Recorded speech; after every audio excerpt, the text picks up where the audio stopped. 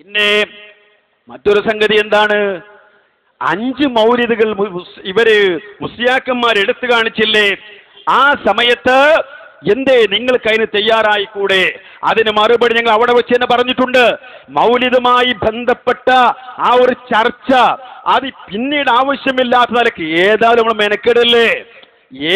നമ്മൾ മെനക്കെടല്ലേ എങ്കിൽ അതൊന്ന് മുതലാകുന്ന നിലക്ക് മൗലിദുമായി ബന്ധപ്പെട്ട വിഷയങ്ങളൊക്കെ നടക്കട്ടെ ചർച്ച. അല്ലെങ്കിൽ ഞങ്ങൾക്കും പറഞ്ഞുകൂടായിരുന്നു സിദ്ദീഖ് മൗലിദിൽ മാത്രം നടക്കട്ടെ ചർച്ച എന്ന്? ഞങ്ങൾക്കും പറഞ്ഞുകൂടെ? ഞങ്ങൾക്കറിയാലോ അലവി സഖാഫിന്റെ ലൈനല്ല റഷീദ് സഖാഫിന്റെ ലൈനിലല്ല അലവി സഖാഫികൾ ഞങ്ങൾക്കറിയാലോ. പേരോന്റെ ലൈനിലല്ല ഈ നമ്മുടെ നെല്ലിക്കുത്തുള്ളത്, നെല്ലിക്കുത്തിന്റെ ലൈനിലല്ല പേരോറിൽ ഞങ്ങൾക്കറിയാലോ. ഞങ്ങൾക്ക് എന്ത് വേണമെങ്കിൽ പറഞ്ഞുകൂടായിരുന്നു. പക്ഷേ അത് പോരാ. ഞങ്ങൾക്ക് ആ സംവാദം നടക്കുമ്പോ കുറെ മനുഷ്യന്മാർ ഇതെന്നെ നോക്ക് 5-8 മണിക്കൂർ മനുഷ്യന്മാർ ഇരുന്ന് മെനക്കെട്ടതല്ലേ അല്ലേ? അത് ഏത് വിഭാഗമായാലും അല്ലേ? എന്നിട്ട് ആ മെനക്കെടുന്നത് റിസ്ക് എടുക്കുന്നത് മുതലാവണ്ടേ? അതിന് തന്നെയാണ് ഞങ്ങൾ പറഞ്ഞത് നടക്കട്ടെ. ഇന്ന് കേരളത്തിൽ പ്രചാരത്തിലുള്ള മുഴുവൻ മൗലിദിലും ചർച്ച നടക്കട്ടെ. ധൈര്യമുണ്ടോ നിങ്ങൾക്ക്? തയ്യാറുണ്ടോ നിങ്ങളെന്ന് ആവർത്തിച്ച് ചോദിച്ചിട്ട് മാനമര്യാദക്ക് മറുപടി പറയാൻ ആയിരുന്ന 5 എണ്ണത്തിൽ ഒന്നുപോലും തയ്യാറായില്ല എന്ന് പറയുമ്പോ സഹോദരങ്ങളെ, കാര്യം നിങ്ങൾ വ്യക്തമായി മനസ്സിലാക്കണം. നമ്മുടെ സുഹൃത്ത് നബീൽ രണ്ടത്താണി ആ ചർച്ചയിൽ ആ കാര്യം വിശദീകരിക്കുന്നുണ്ട്.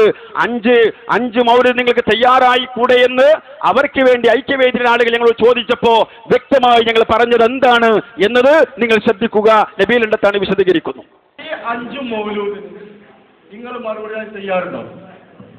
ഞങ്ങളിവിടെ ആദ്യം മുതൽ ഇപ്പോൾ വരെ പറഞ്ഞെന്താണ്, ഈ 5 എണ്ണം അടക്കം എല്ലാ മൗലിദും ബിദ്അത്താണ്, അനാചാരമാണ്. പല മൗലിദുകളിലും ശിർക്കും അതേപോലെ തന്നെ കുഫറും ഉണ്ട്. എഴുതുമ്പോൾ ഈ 5 എണ്ണം പറഞ്ഞു കഴിഞ്ഞാൽ മറ്റു ചില എന്നതിൽ വരാൻ പാടില്ല. മറ്റുള്ള മൗലൂദ് എല്ലാവരും എതിർക്കുന്നു പറയാൻ പാടില്ല. ഈ 5 എണ്ണം മാത്രമേ സഹിഹുള്ളൂ? അല്ല, സുന്നികൾ അംഗീകരിക്കുന്ന മൗലൂദ്. ഈ 5 എണ്ണം മാത്രമേ സഹിഹുള്ളൂ, അംഗീകരിക്കുന്നുള്ളൂ? അല്ലല്ലോ. ഈ 5 എണ്ണത്തിന്റെ ചർച്ച കഴിഞ്ഞാൽ നാളെ വേറെ 5 എണ്ണം വരും, മറ്റന്നാളെ വേറെ 5 എണ്ണം വരും. ലക്ഷക്കണക്കിന് മൗലൂദുകൾ വരാനുണ്ട്. ഇതൊക്കെ തീരണം. ആ ഒക്കെ തീരാനുള്ള ഏറ്റവും വ്യക്തമായ വാദമാണ് ഞങ്ങളത്. പുണ്യം കിട്ടുമെന്ന് പ്രതീക്ഷിച്ച് പ്രതിഫലം ആഗ്രഹിച്ചുകൊണ്ട് ഏതെങ്കിലും പ്രയാസങ്ങൾ നീങ്ങുമെന്നുള്ള പ്രതീക്ഷയോടുകൂടി മൗലിദ് പാരായണം നടത്തുക എന്നത് ബിദ്അത്താകുന്നു. അതിൽ പല മൗലിദുകളിലും എന്തുണ്ട്?